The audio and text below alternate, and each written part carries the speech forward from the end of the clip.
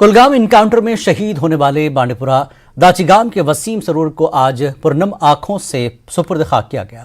لوگ اور دوست وسیم کی جان بازی کو سلام پیش کر رہے ہیں تو وہیں کئی لوگ اور سپورٹس پرسنز وسیم کو ایک معروف فٹ بالر کے طور پر بھی یاد کر کے رنجیدہ ہو رہے ہیں۔ پیش ہے اس حوالے سے یہ خاص رپورٹ۔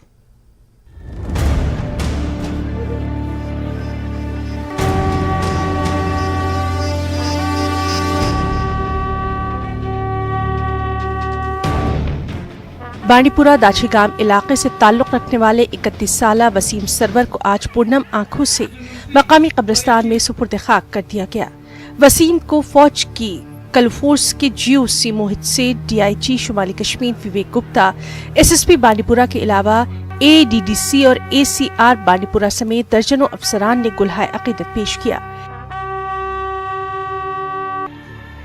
شہید وسیم کی لاش آبائی علاقے میں پہنچتے ہی پورے علاقے میں غم اور ماتم کا ماحول دیکھا گیا۔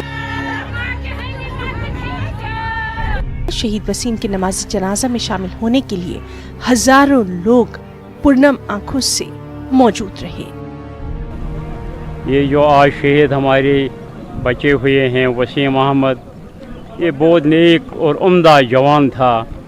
اس کا چال چلن اتنا اچھا تھا کہ پورے گاؤں پورے شہر آج اس کے جنازے میں شامل ہوا ہے۔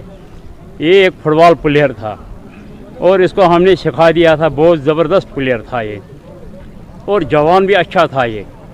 آج جو گاؤں میں جو ماتم ہوا ہے، کل سے گاؤں میں کسی نے کھانا نہیں کھایا ہے۔ وسیم بہت اچھا لڑکا تھا، شریف لڑکا تھا، گاؤں میں سب کے ساتھ اچھا تھا اور فٹ بال بھی کھیل رہا تھا۔ اقرا سپورٹس کلب اسی نے شروع کی، اسی نے فٹ بال شروع کیا یہاں داچیگام میں۔ یہ بہت اچھا کھلاڑی تھا۔ پھر یہ فوج میں گیا تو 2014 میں فوج میں گیا تو اس کے بعد بھی یہ ٹیم کے ساتھ تھا، فون کرتا تھا، جب یہ چھٹی پہ آتا تھا تو یہ خود کھیلتا تھا یہاں۔ وسیم سرور 2014 میں فوج میں بھرتی ہوئے تھے۔ بھرتی ہونے کے باوجود وسیم نے فٹ بال کھیلنا نہیں چھوڑا اور لگاتار اپنی کھیل کود کی سرگرمیوں کو جاری رکھا۔ مقامی لوگوں کے مطابق وسیم کی شہادت نے پورے علاقے کو ہلا کر رکھ دیا ہے اور پوری بستی میں ماتم اور غم کا ماحول دیکھا جا رہا ہے۔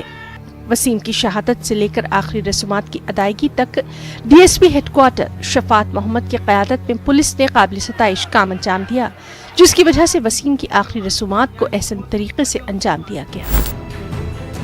وطن کے جانثار ہیں، وطن کے کام آئیں گے، ہم اس زمیں کو ایک روز آسماں بنائیں گے۔ وطن کی خاک سے مر کر بھی ہم کو انس باقی ہے، مزہ دامن مادر کا ہے اس مٹی کے دامن۔ نیوز 18 کے لیے محمد سعید کی رپورٹ۔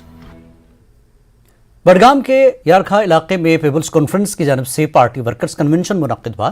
پارٹی چیئرمین سجاد غنی لون، پارٹی لیڈر عبدالغنی وکیل کے علاوہ پارٹی کے ضلع صدر مشتاق لون اور خان صاحب حلقہ انتخاب سے پارٹی لیڈر منظور وانی موجود رہے۔ لیڈران نے ورکروں پر زور دیا کہ پارٹی کو مضبوط کرنے کے لیے اقدامات اٹھائے۔ لون نے BJP اور خاص کر نیشنل کانفرنس پر نشانہ سادھا۔ انہوں نے کہا کہ نیشنل کانفرنس لوگوں کو دھوکہ دے رہی ہے۔ لون نے کہا کہ جموں کشمیر میں جو حالات ہیں اس کے ذمہ دار نیشنل کانفرنس ہے۔ انہوں نے کہا کہ سپریم کورٹ میں دفعہ 370 کے حوالے سے سنوائی جاری ہے اور انہیں کورٹ پر بھروسہ ہے۔ میں نے آپ کو بولا وی آر دا فرسٹ پیٹیشنر۔ جو پہلی پولیٹیکل پارٹی ہے جس نے پیٹیشن دائر کی تھی وہ پیپلز کانفرنس تھی۔ تو ہمارے وکیل صاحب راجیو دھون صاحب ہیں، انشاءاللہ اس آنے والے ہفتے میں وہ جو سنوائی ہوگی اس میں وہ اپنے آرگیومنٹس رکھیں گے انشاءاللہ to the best of his ability. Akbar Lone sahab کے جو لائر تھے وہ کر رہے تھے، پھر شاید سبرمنیم صاحب ہیں، وہ بھی کسی NGO کی طرف سے ہیں تو وہ بھی پٹیشنر ہیں، ان کا ہے۔ پھر ہمارے راجیو دھون صاحب ہیں، ان کا جو بحث ہوگا۔ سو ابھی تو اب جب سپریم کورٹ میں ہے تو I think they should do the talking there. ہم نے BJP کا بھی بولا، NC کا بھی بولا ہے، ہماری پچھلے 20-30 سال سے رائولری ہے۔ جب بھی ہم لڑتے تھے، ہمیں یہ کوئی نئی پارٹی نہیں ہے، 45 سال پرانی پارٹی، ہم وکٹم رہے ہیں، ان کے ریگنگ کے وکٹم رہے ہیں، ہمارے لوگوں کو پکڑا ہے ان کے ہاتھوں ہمارے ورکر مرے ہیں۔ کلنگ نہیں ہے کشمیر میں، BJP کو جمعہ 7 دن ہو گئے، کلنگ پچھلے 30 سال سے آ رہی ہے۔ وہ کلنگ کون کر رہا ہے؟